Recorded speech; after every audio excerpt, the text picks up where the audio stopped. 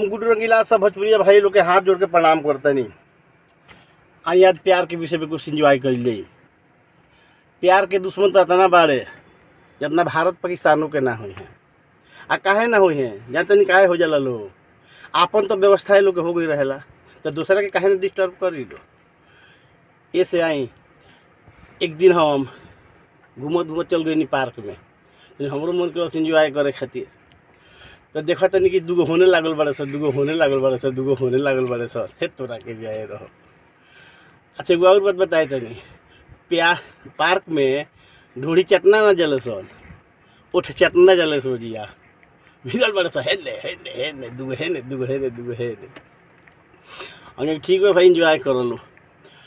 बैठ गई एक जगह तो देखनी कि एगो लड़कवा के 10 मिनट से ओठ चूसतिया 10 मिनट से पहले थोड़ा ही बाद देखा था नहीं कि दोनों में पटका पटकी मारा मारी डंटा खो जाता लड़कवा मारे खातिर लड़किया के और सारा लोग जुट गई हम दौड़ल गई नहीं भाई का भइल अरे का भइल बताओ कहे मारता रहे के भाई अब के तो कितना बढ़िया सिस्टम से रहा दोनों जाना आ तब ये महाराज क्या कहिए करे के 10 मिनट से ही हमारे ओठ चाटतिया 10 मिनट से ओठ चाटतिया।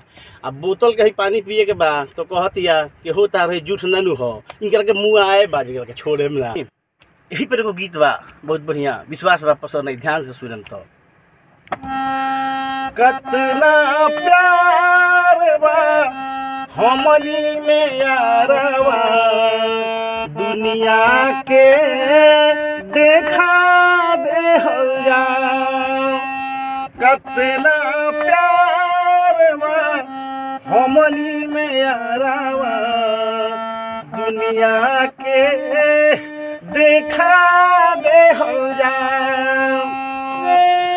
जिए न देता अरे जालिम जमाना सोनो ही फौसवारी लगा ले हो जा कतना प्यार बा हमनी में यारवा दुनिया के बता दे हो जा लैला मजनू अरे मिले न पहिले मोरिए के अमर हो गईले लैला मजनू अरे मिले न पहिले मोरिए के अमर हो गईले उहे कहानी हम कहतानी फेरू से दोहरा देहल जाओ कतना प्यार बा हमनी में यारवा दुनिया के देखा देहल जाओ। लास्ट में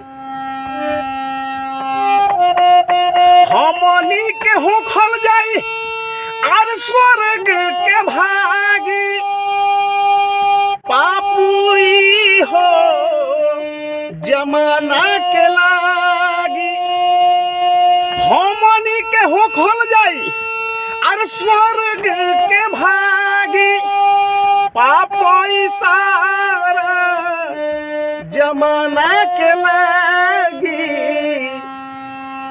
एक मन करे तोहरे जोरे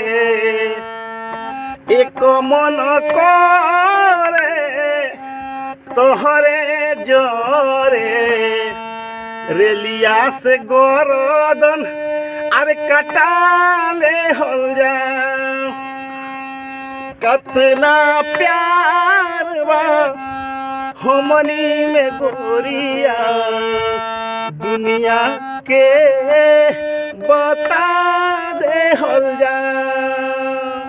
प्रणाम करते हैं सब भाई लोग के। अच्छा लगी तो लाइक शेयर कमेंट जरूर करें। जय श्री राम।